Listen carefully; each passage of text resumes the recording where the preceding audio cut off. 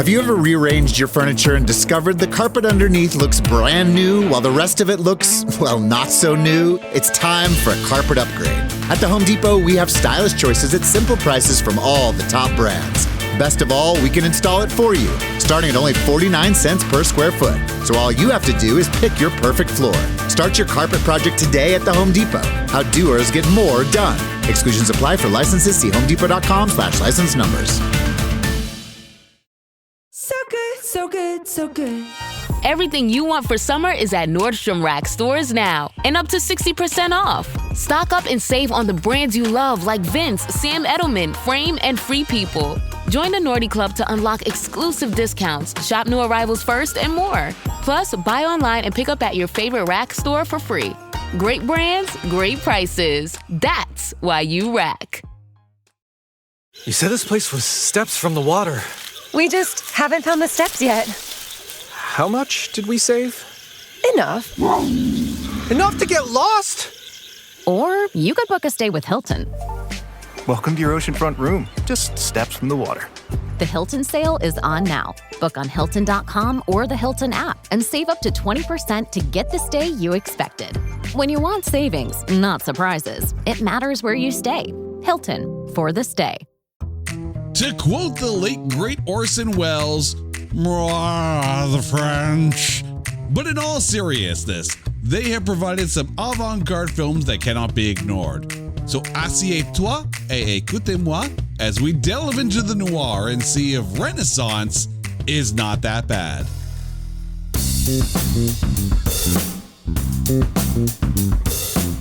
Welcome one and all to It's Not That Bad, the podcast that looks for A grades in B movies. Hello to all our listeners in Albert Lee, Minnesota and around the world. How the heck are you guys doing? All right. Are you ready? Because we have one ridiculously cool film to talk about, and I almost guarantee that unless you are a cinemaphile, you probably have not heard about it. It's a movie called Renaissance. Now, this is a French film. We watched the English version because aside from what you heard in the opening, je ne parle pas le français. Okay? Just going to put it out there.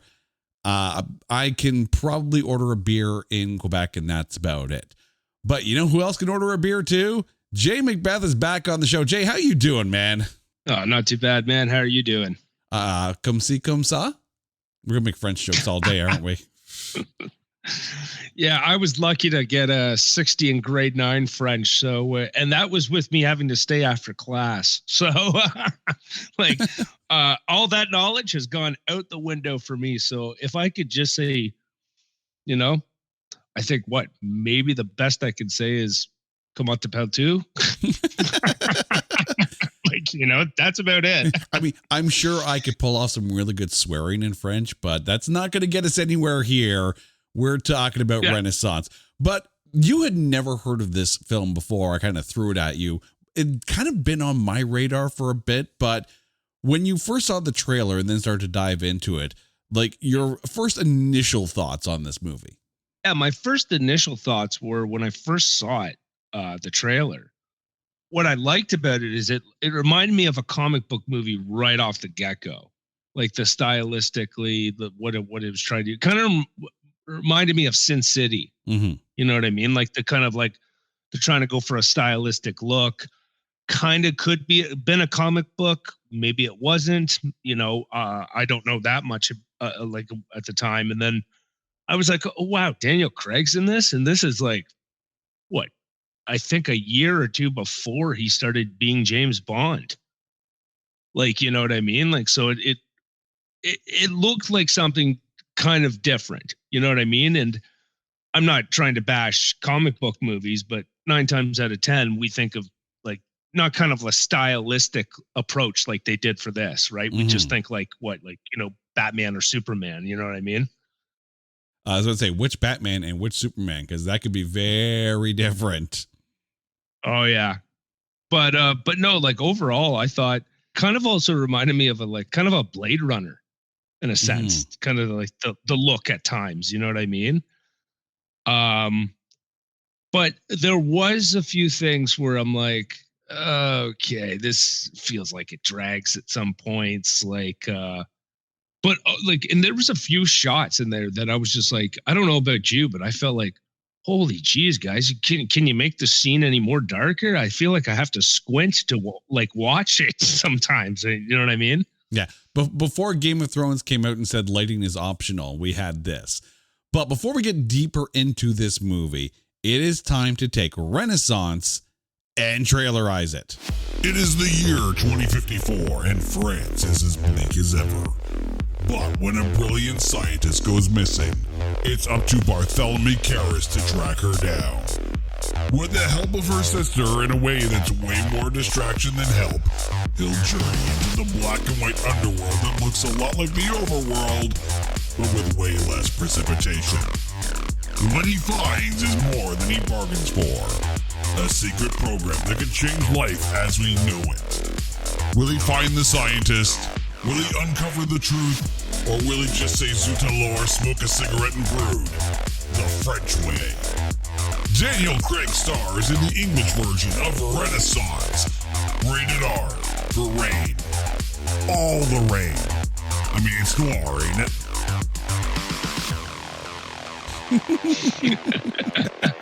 Oh my God. That's actually one thing I was going to bring up. I was like, good God, there was so much rain. But I mean, if you go back and watch the original Blade Runner, it's raining the entire damn time too. It's like a film noir staple. Kind of same with the movie The Crow. There's a lot of rain in that too. Yeah. You know what I mean? Remember too, the band in that, they had that song, It Can't Rain All the Time. It's almost like they're calling it out.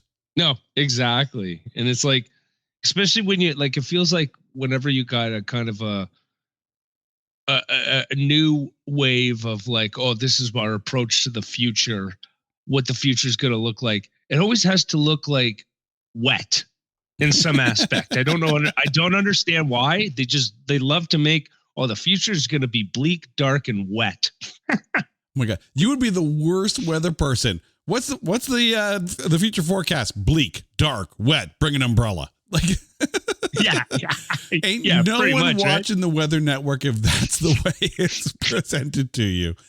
All right, let's get into who is in this movie. The movie stars Daniel Craig, Catherine McCormick, Romola Garai, Jonathan Pryce, Ian Holm, Brafini McKenna, and Kevork Malikian. Now, I apologize if I messed up any of these names. And by the way, this is the English language cast. Of course, there's obviously a French cast, but as I said before, je ne parle pas français.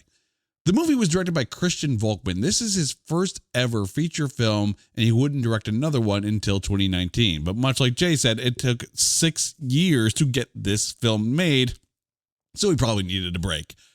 The film had a budget of $15 to $18 million domestically. So North American box office, $70,000, 644. When it debuted on the September 22nd, 2006 weekend, it debuted at number 90 with only $10,800. But I want to put a major asterisk on this because it only debuted in 2 theaters. That's it. At its most, it was only ever in 13 domestic theaters. So that's why the domestic box office is low. So don't look at this as a failure at the box office. It's just because it's not in that many theaters. Worldwide, it did make $1.8 million. When it debuted on the March 15th, 2006 weekend in France, it debuted at number 12 with $958,000. But there are some good accolades for this. At the 2006 Annecy International Animated Film Festival, it won for Best Feature. At the 2007 Fantasporto Awards, it won the grand prize of European Fantasy Film in Silver. And at the 2006 Chicago International Film Festival, it was nominated for Best Feature, but lost to Fireworks Wednesday. So in the small section of festivals that it appeared, it did very, very, very well. But the reason why we are here are the critics. Over at Rotten Tomatoes, this film has a tomatometer of 49% and a popcorn meter of 59%. And believe it or not, that tomatometer is the lowest of everything. At IMDb, 6.6 stars out of 10 for a 66% score. Metacritic, Metascore 57. Letterboxd 3.1 stars out of 5 for a 62% score, and at the movie database a 65% score for an aggravated aggregate of 59.66%, the barest slimmest margin of a college fail. So, Jay, before we get into this, I'm going to ask you here. That 49% Rotten Tomatoes, that one feels kind of low to me. Yeah. Especially considering, like, when you actually look at the cast, and I know we're talking about the English dub here, like, you got Daniel Craig in there. Yeah. And, like, you know, and I'm not going to lie, the acting wasn't that bad. Like, there was a few characters through, like, you know, that I kind of was like, oh, that could have been better. But, like, overall, it wasn't that bad. No. So I think from the sounds of it, it just sounds like they didn't want to put a lot of money behind it when they pumped it out. Like, afterwards, they're like, yeah, we'll release in a few theaters. Yeah. Like, you know, like it's, and I don't know if that was, they didn't have any faith in the movie because of just after watching it being like, oh, this is pretty a niche market, maybe the stylistic thing, you know, like, you know, approach and all that. So maybe they didn't think it would sell that well if they put a lot of money into marketing it.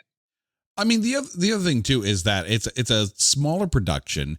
I mean, yes, Daniel Craig is in there, but he's not as known now or then as he was now, kind of thing. Yeah. At least to my memory. But to the same token as well, this has got to be a hard film to market as well. Oh yeah.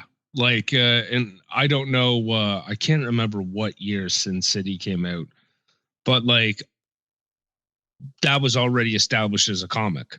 Like, so you already had diehard fans already know what the stylistic approach is going to be because they already had something backing it up.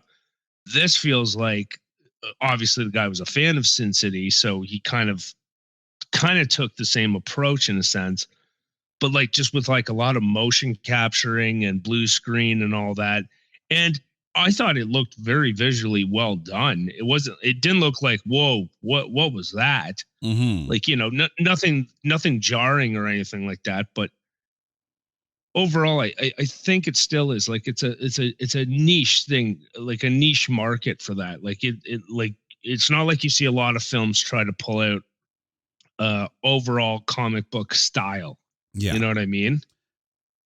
Now, let's get to the breakdown here. And the first thing on my list of things to talk about, of course, is the design and look. Now, you had mentioned Sin City. That came out in 2005. This comes out in 2006. So, but it did take 6 years to make. So it's a little late out of the gate because Sin City kind of took that vibe. It's kind of the same thing that happened with The Spirit, because The Spirit came out afterwards and had that similar look to Sin City. But of course, this isn't just actors with a stylized background. Everything's black and white. You keep the one color. This is, as you mentioned, the actors were mocapped against a blue screen. Mm-hmm. And then they handed all that footage to their animators and their computer programmers and their 3D animators. And they made everything look almost like a hand draw. It's almost like a combination of like Sin City meets a rotoscope kind of look with a Blade Runner aesthetic. I don't know if there is a visual equal. Yes, it has little parts of other properties, but this is a very unique looking film. Mm-hmm. No, absolutely. Like even there were certain scenes where they're by water, and when they're just walking across it, I'm like, is that real water? Like, you know what I mean? Like, I'm like, is that like, did they shoot like things for real and purposely place them during post as the backgrounds of certain scenes? Because some of those shots, like it felt like it was like a real image, but then a cartoon layer over top, like a comic book cartoon over top, you know? Yeah. And like we said, we were joking about the rain, but like sometimes I was like, okay, I know they like it looked fake before, like, you know, like comic book rain before. And then there's other times you're like, okay, that actually looks like real rain. You know, like that threw me for a loop. That I thought that was kind of cool how some backgrounds felt, or certain objects in the background felt real. Mm-hmm. I think the other thing too that really kind of stood out for me was the work and the detail around the eyes of the characters. Like they made a point of making sure that the eye movement and the eye looks that the actors were giving was almost accentuated. They really went that extra mile to give this noir comic book, very hand-drawn feel, but in a way that does feel very real, and in a way that almost accents the character's emotions in the scene at the time. Oh no, I definitely felt that with especially Daniel Craig and the sister in their scenes. Like where like, you know, they would talk, and it's funny how you even said she really doesn't help a lot. She's there, but she really doesn't help.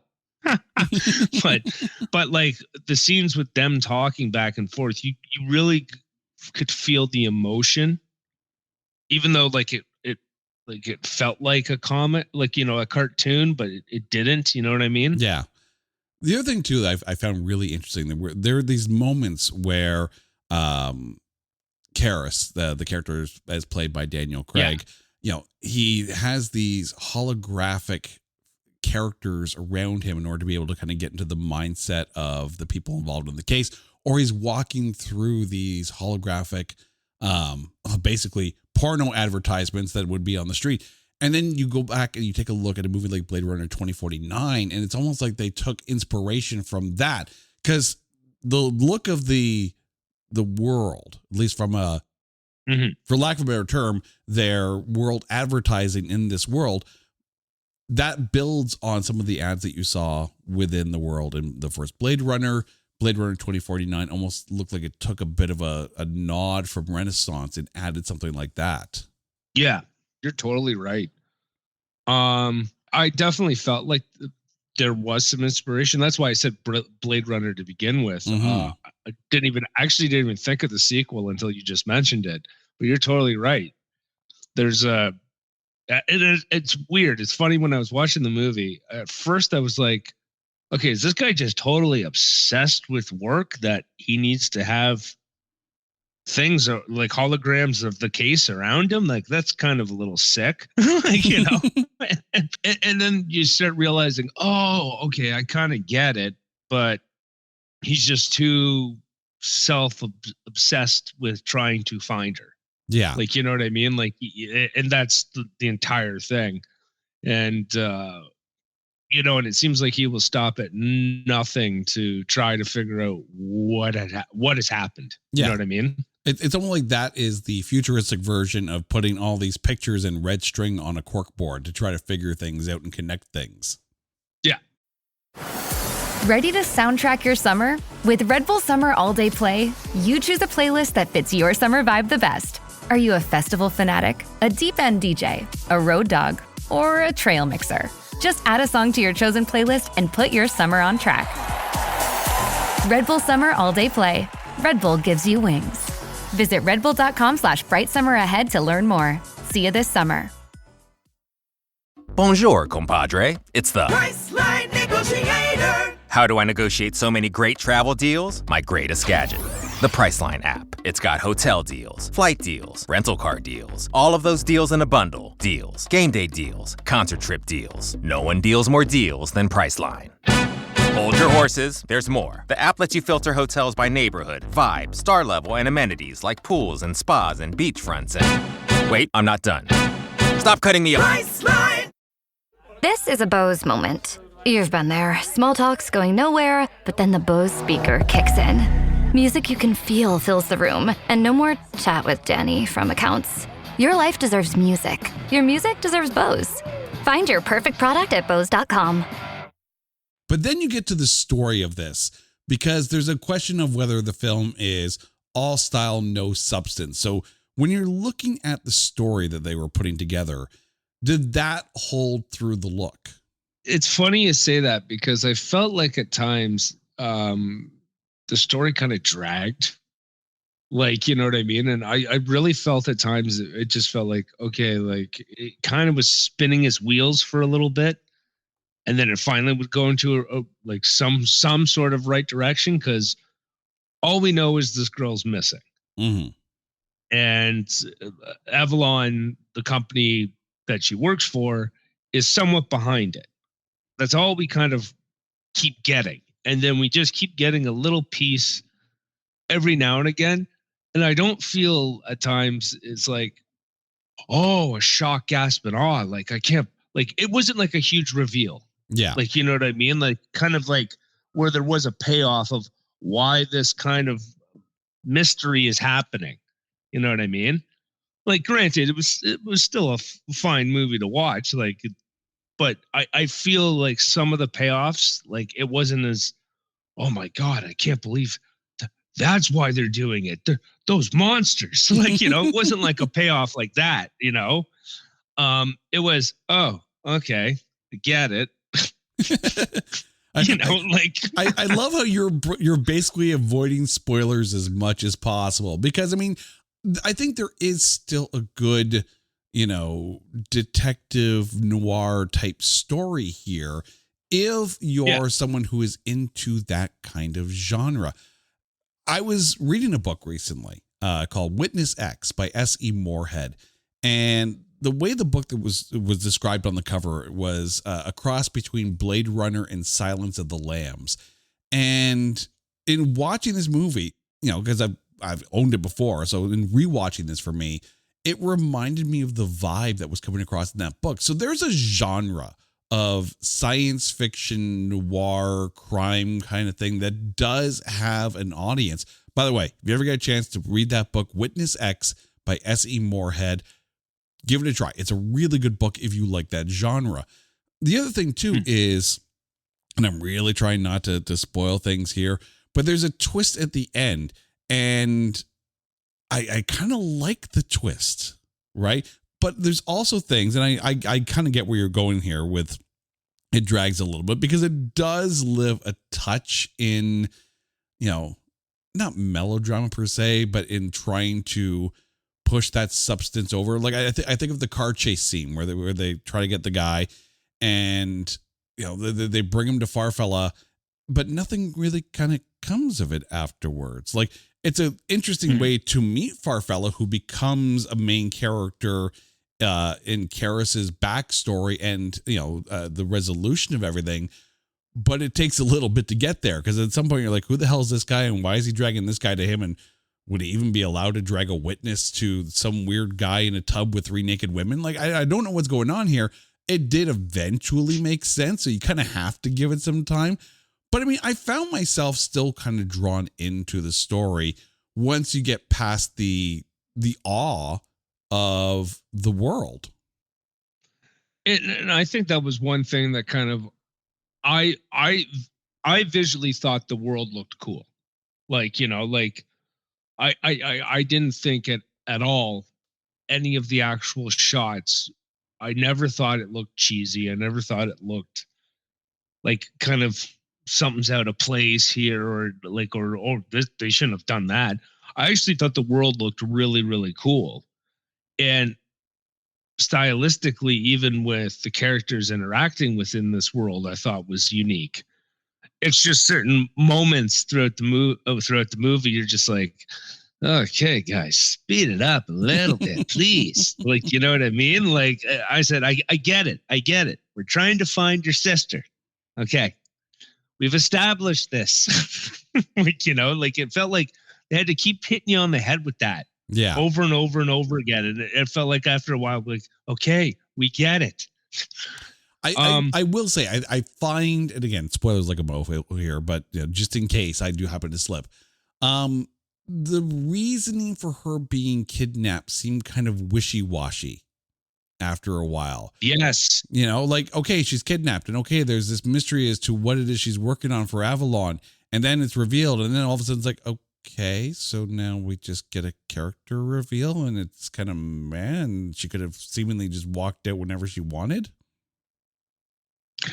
Yeah, no, you are totally right. And that's exactly how I felt when it finally came out, and you're like, okay, I get it, but that's it.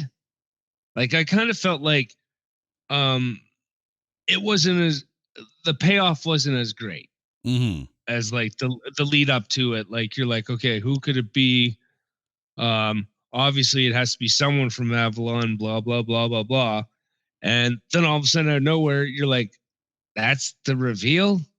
I don't know. I kind of felt it was a little disappointment. It wasn't like anything that I was like, well, I think we've all been there when we see a movie that has a really stupid reveal. Sometimes we just turn it off.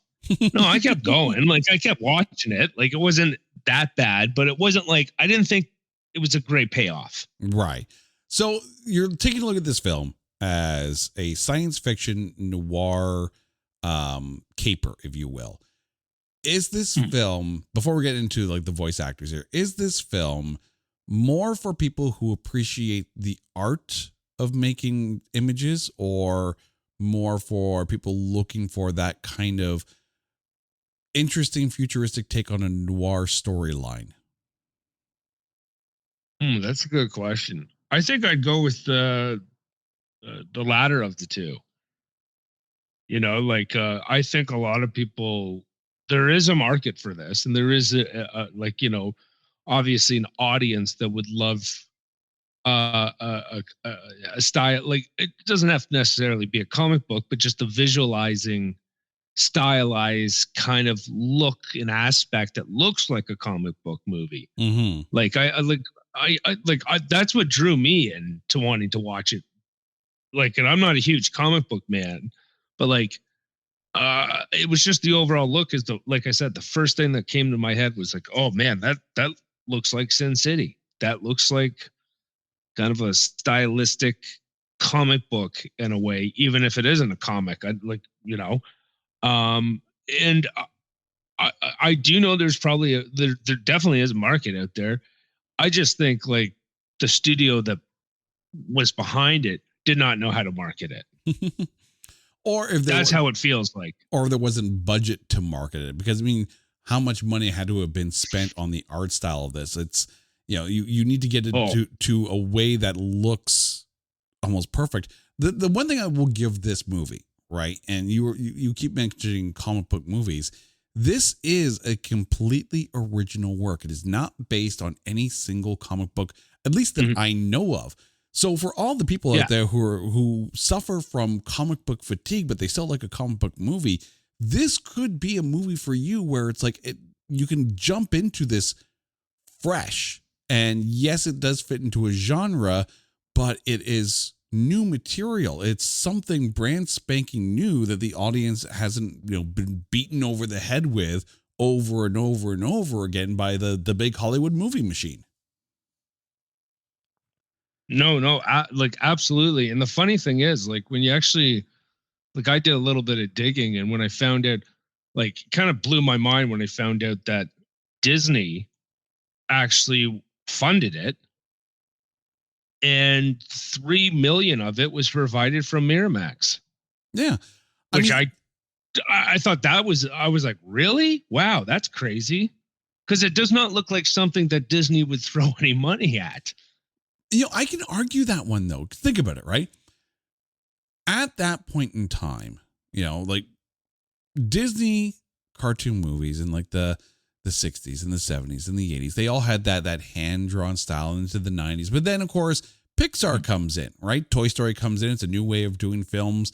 And then Disney buys Pixar. And then everything looks like a freaking Pixar film. At some point, you want to find a way to create something fresh in animation. And what they did with this film was they made something that was absolutely fresh. It was an entirely new style and way of making an animated film. Whether it worked or not is an entirely different story. Yeah. And I think no, and you're totally right about that for sure. And I think visually it did work, but 6 years to make it, maybe the money and the time doesn't equal the effort and the wait. Yeah. No, and that's because it's funny that you say that, because we know as like, you know, editors and whatnot, there's filters that can create that exact look. Mm-hmm. Not to 100%, the exact same, but pretty close.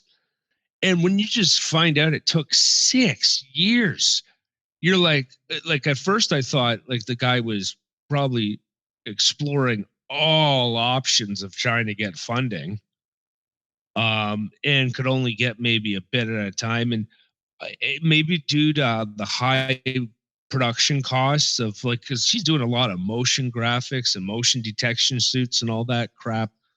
Oh God, you can't tell me that didn't cost an arm and a leg.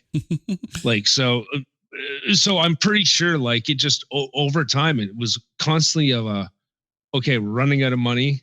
We need to get more money to finish this movie. And it just became, he probably became obsessed with it that he totally got lost in it. You know what I mean? Yeah.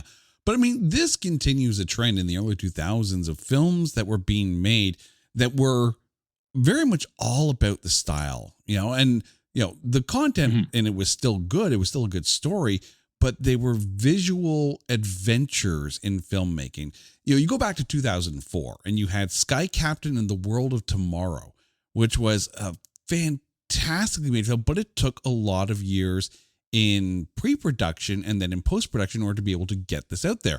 2005, Sin City comes out. That is a whole new way of looking at things. Like I still remember the Indy 500, the year after Sin City came out, that they did the entire Indy 500 opening in a Sin City homage. And then 2006, Renaissance comes out, and it's a visual style unto itself as well. The early 2000s, while it may not have put out the best films, it also put out some really fascinating, visually stunning films in an era where money was being thrown at new ways of filmmaking. I don't hate that. No, actually, I actually 100% agree with you. It's kind of weird. It kind of felt like at one point people wanted to do a comic book movie or kind of have an idea of doing something like stylistically different to visually tell that story. Mm-hmm. You know what I mean? And all of them that I've seen, like each one that you just listed off, each one had a very unique look, I feel, to tell that story. And it paid off. Yeah. In some aspect. You know what I mean? There wasn't one point of Renaissance that I thought, this is bad. The most thing I kept thinking was, oh, it's a little slow. That's about it. But visualizing and stylistically, I thought it was no different, or it was just up there with like Sin City, or like it was a Skyline of Sky Tomorrow, Captain in the World of Tomorrow. Yeah. I always forget how long that damn title is. Because I always think it's like Sky Captain Tomorrow or something like that. And I'm like, oh no, there's more to it than that. Yeah. We're going to need a bigger marquee for this one. Yeah, exactly. All right. Well, but no, overall, I actually thought visually it was even though, it didn't have the whole, probably a budget like that Skyland Captain movie probably did. It's probably like 3 times more than that for that movie. But hey, the look paid off and it looked good.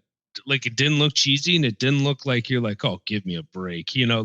We've seen some pretty cheesy looks where someone tries to think outside the box and they really shouldn't have.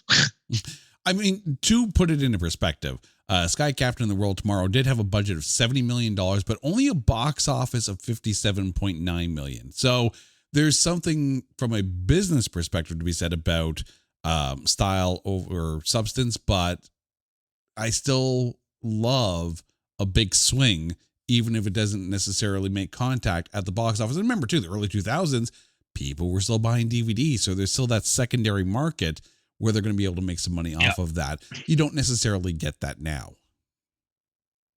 No, it seems like you're lucky if you're able to get streaming rights.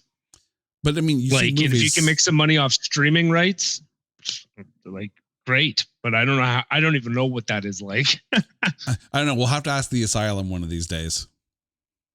Oh, no kidding, right? Because I know with Spotify and all that, you always hear of Like for instance, one of my favorite artists last year, they posted, "Oh, we made a whole whopping $5." Like, and just joked about it, right? Yeah. And it's just like, wow, okay. How many listens to that take to even get $5? Like, you're like, that's ridiculous. But anyway, totally different market than it was with the DVD sales. Yeah. Well, to quote Geddy Lee from the Great White North album, $5 is $5, eh? All right, let's get to the cast here. Starting with Daniel Craig, who played Karras. Your thoughts? I actually thought he was great. He was actually one of my favorite parts of the movie. As soon as I saw him come on, I knew it was him. I like the idea that, like, it kind of like, he reminded me a little bit of like Dirty Harry. He was so determined to find that girl, and he was going at all costs to try and find her. And I did kind of feel for his character and whatnot in certain scenes. But overall, I thought, like, damn, like, there's a reason why he became James Bond later on. He plays a good cop. You know what's funny? A lot of his mannerisms, his vocal mannerisms in this remind me a lot of that scene in Blade Runner. And of course, we're going to go back to Blade Runner because of course we are, where Harrison Ford is administering the Voight Kampff test. And it's a very measured, not overly put out kind of tone that really kind of works for this. No, you're totally right. He does kind of give me that's why I brought up Blade Runner to begin with, is like, he did remind me of Harrison Ford a fair bit at times. Like, just a guy that's determined, but he's playing by his own rules. Yeah. Like, that's why I visually kind of kept getting flashbacks, I should say it, like, of Blade Runner while watching it. I was like, oh no, this definitely has a Blade Runner vibe. Yeah. I think they definitely got the right tonality out of their main actor for this. But then you get Catherine McCormick, who played Belaine. So this is Alona's sister who's trying to help Karras find her sister. I thought she was fine. Like, at first I thought she was kind of a pain in the ass. Like, you know what I mean? Like, it just felt like, okay, like, you want to help your sister, but you're not really giving any information. It felt like she just kept spinning their wheels. And then at one point, all of a sudden, out of nowhere, he starts getting a thing for her. Like, and that to me, I was like, kind of, you saw that coming a mile away. Mm-hmm. Like as soon as he started kissing her, I was just like, oh, shock, gasp, and awe. We have not ever seen this before. But it kind of made sense. Like, it wasn't like it just came out of nowhere where you're like, whoa. You just had to throw that together. Like, it actually made sense, but it seemed kind of stereotypical for what's going on in the story. You know what I mean? It's like, oh, I've lost my sister. Can you please help her? I'm vulnerable. Let's go to bed. I mean, okay, does it live in some of the tropes of the genre? Yes, it does. I think Catherine McCormick did a really good job voicing Belaine, because, I mean, there were times when I would hear Romola Garai, who plays Alona, the kidnapped sister, where I'm sitting there going, okay, I don't know whether it's in the recording or whatever, but I'm not feeling the definitely scared vibe that's supposed to be coming out of it. And that can't be easy, right? I have a world of respect for voiceover artists who do cartoon voices, because it's just you in a room with a microphone and probably a music stand with your script on it. And you have to convey that emotion. And in some cases, you're conveying that emotion before everything's even written or anything's drawn. Like, you need to be able to almost envision what it's going to look like without actually seeing it. So, voiceover artists get mad respect from me. It's one of the things I'd love to do somewhere down the road, just for a day, just do one cartoon voice. That'd be fun. But here, obviously Catherine McCormick is a good actress. I mean, I remember her from Braveheart. She was fantastic in that. And that was only her second film.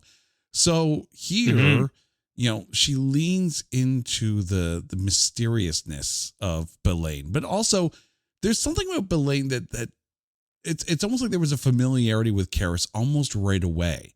And I was almost like, do they know each other? Like, as they run into each other in these nightclub kind of dark scenes kind of thing? Like, is this a small section of Paris that they all seem to be kind of hanging out in?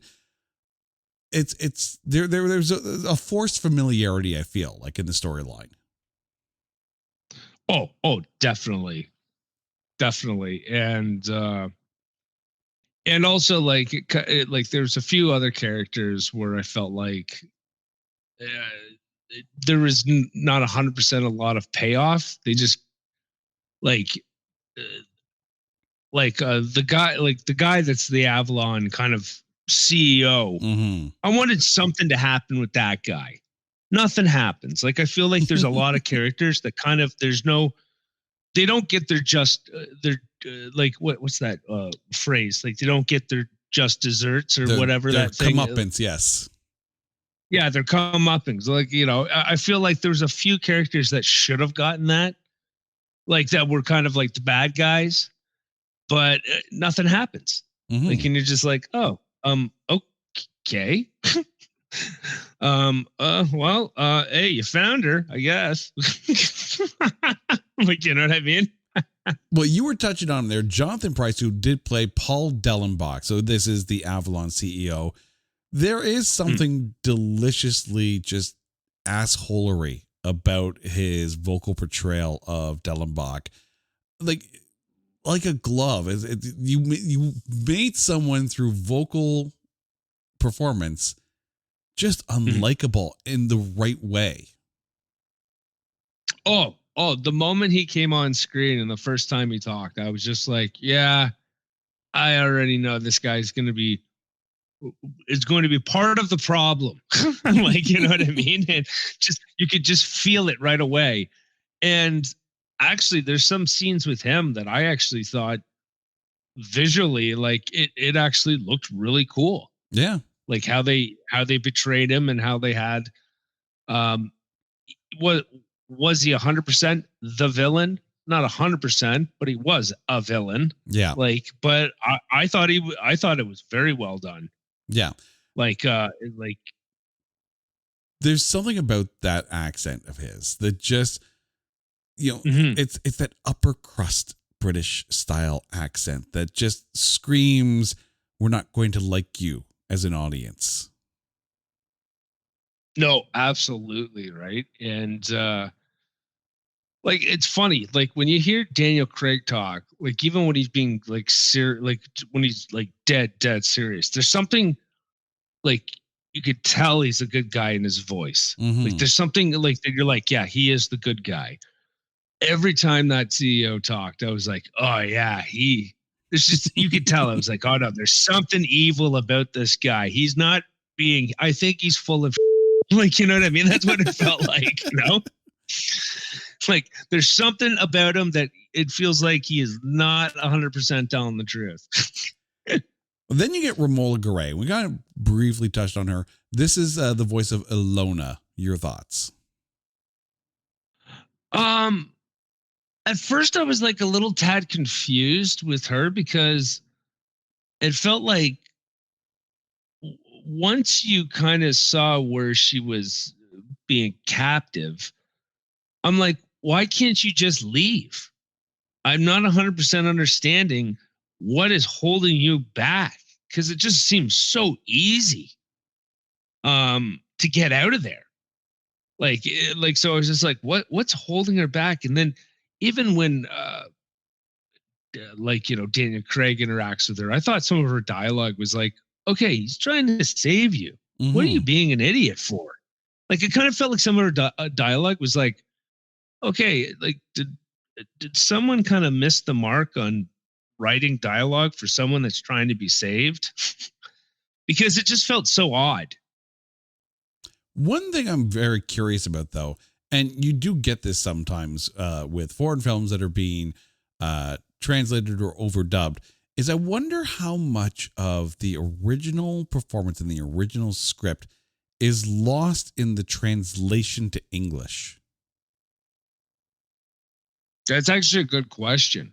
Like, because it would be interesting to kind of see some of those some scenes in French and seeing do you lose something? Because I know anytime I've watched something that's either from, South Korea or anything like that, I actually try to watch it with subtitles because just sometimes the English dub just kind of, it just feels out of place. And sometimes I just feel like, no, like they wouldn't say it like that.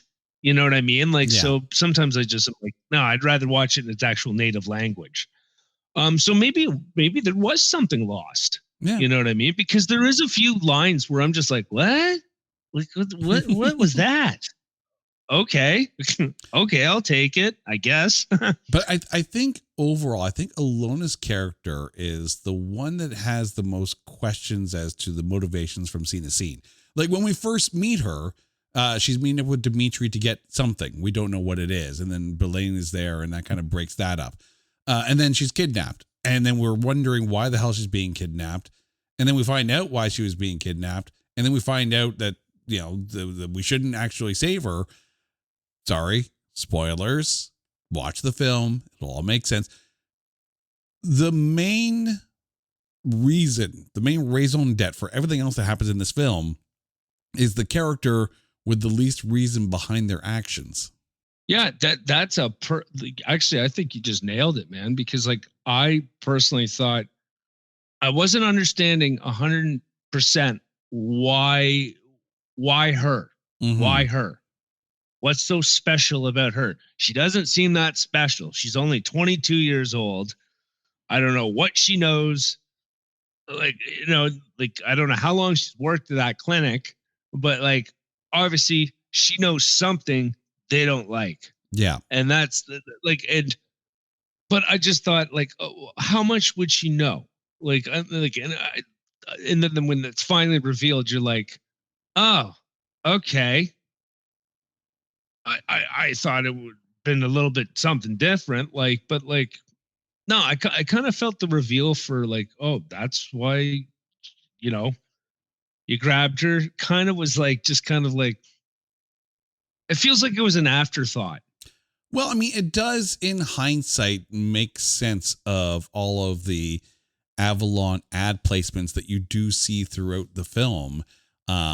And yes. Explains the raison d'etre behind the company itself.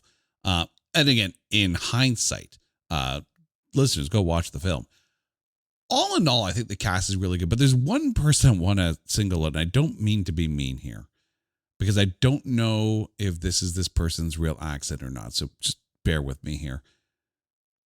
Rafini McKenna, who voiced Dimitri. I really hope that that's their normal voice because it feels like the one performance where I'm just like, please stop. No, you're definitely right about that one. Now that you mention it, because yeah, there was one other guy. He was one of the cops. I can't remember his name, but his voice I just found annoying as hell too. And like where I just was like, oh, thank God the guy only had like not even a handful of lines, you know what I mean? But yeah, that one did stick out where I was just like, oh, yeah, I hope that guy is actually putting on a voice and that's not his normal voice because damn. I would be curious. I would be very curious to hear the original French because that character is portrayed by Jerome Caus. I wonder how it sounds there in the original French as opposed to the English. But again, we only had the English version to work with, and that's what we're working from. But we come to the end of the episode here. And even though we did kind of pick on a couple of things here and there, I still think this film shouldn't even qualify. It is visually stunning. It definitely fits in the genre. but it's MVP time. So, Jay, who is your MVP of 2006's Renaissance? I got to go with the man himself, Daniel Craig, for sure. I thought he did a great job, man. I thought he was I'm not a huge Daniel Craig fan. Like, it's not like when he was doing the Bond movies, I wasn't rushing out to watch them. Like, I did see them, but it wasn't like I was, I just never thought of him as like that kind of actor where it's like, oh no, I gotta see the next thing he does. I actually was really surprised. I thought it was well done. I thought he was he plays like that kind of badass, likable cop. I thought, like not kind of like 007 type of he's still fine as James Bond, but I liked him actually. He kind of reminded me of him in The Girl with the Dragon Tattoo. Oh yeah. One. Like, kind of like the vein of him being that kind of cop. You know what I mean? And I thought he was fantastic. And it was kind of a toss up between him and the sister. Belaine is played by Catherine McCormick. Yeah. Yes. Yeah. I thought both of them were really, really good. I thought and they worked well together too. I thought the chemistry you could see it. It was there. Yeah. I am not going with any of the actors. My MVP is Christian Volkmann, the director of this film. Because, I mean, let's be honest, 6 years to make this film. 6 years with creating a brand spanking new animation style. This movie has no visual equal. And part of me is kind of happy about that because that makes Renaissance that much more special. But the other part of me is like, okay, but it looks really, really good. So if another film somewhere down the road decides to mimic that style, it's been 20 years. This film is now 20 years old. It's been 20 years since this film has been released. I'm all set for another film that looks like Renaissance and kind of lives in that vein. No, and actually, when you say it out loud like that, you are right. I was like, holy jeez, it has been 20 years. And like, I know we've seen stuff that kind of has came before that kind of had a look, kind of an idea, like a style to it, like kind of like that. But I haven't seen anything in recent years that have come close to even close to mimicking it again. You know what I mean? Or paying an homage to it. You know what I mean? And I think someone should, because it is a unique look, but I also feel it all comes down to what you're going to do as the story. You can't just throw that style on anything and call it a day. You know what I mean? But if they want to turn this kind of movie into a comic book, I am all for it. Oh, and the funny thing is, I was trying to look. I was assuming at one point, I'm like, okay, maybe it wasn't a comic book when the film came out. Maybe someone's done something with it after. And I was kind of shocked to realize no one's done anything with it comic book wise. I thought, wow, someone missed a boat on this one or something. Like, you know what I mean? Like, because it just feels like I feel you would have found a market, and then you would have also found a new audience too, because I feel, I don't think a lot of people know this film. No. So you're going to find a whole new light if you did a comic book adaptation of it, because then you got the comic book crew. Yeah. And they discover a whole different aspect of the film. You know what I mean? So, and I think there is something for anyone that loves the whole Comic-Con fan expo. It definitely screams that. Yeah. Like, you know what I mean? Like, it screams that Comic-Con feel. Oh, heck yeah. Now, dear listeners, if you want to watch this film, it is currently available on Tubi. So go ahead, treat yourself, and watch the movie. Jay, thank you so much for this. And to you, our dear listeners, well, you guys know the drill.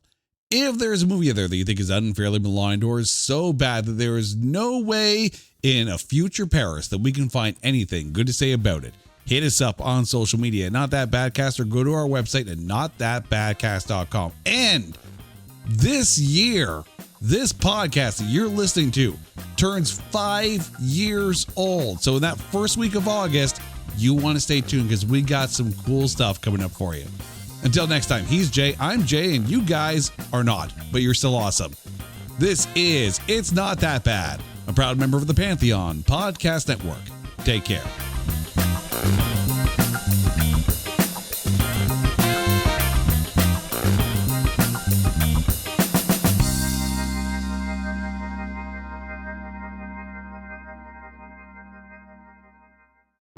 "300 Favorite Albums" with James Campion. I don't think there's an album I know better front to back. I learned how to play guitar to a lot of these songs. If I could pick one record to hand someone and say this is what it feels like to be a woman, it would be this record. You know, the engineer that was recording the album for us was a novice engineer. He was really the janitor. First half of these sessions for the album were totally improvisatory in the sense that they went into the studio and just dealt with whatever happened. There was space that was left for these listeners to kind of discover it for themselves. That they would say, yeah, my parents listened to it, but I had to build my own relationship to it. Happiness, good living, peace, love, rock and roll. I just feel like this album is such a wonderful translation of that concept. People understood they were in a world historical moment, and it felt like it was going to last forever. In fact, the infinite spaces that they explored in The Giant Now is part of what made that explosion so huge.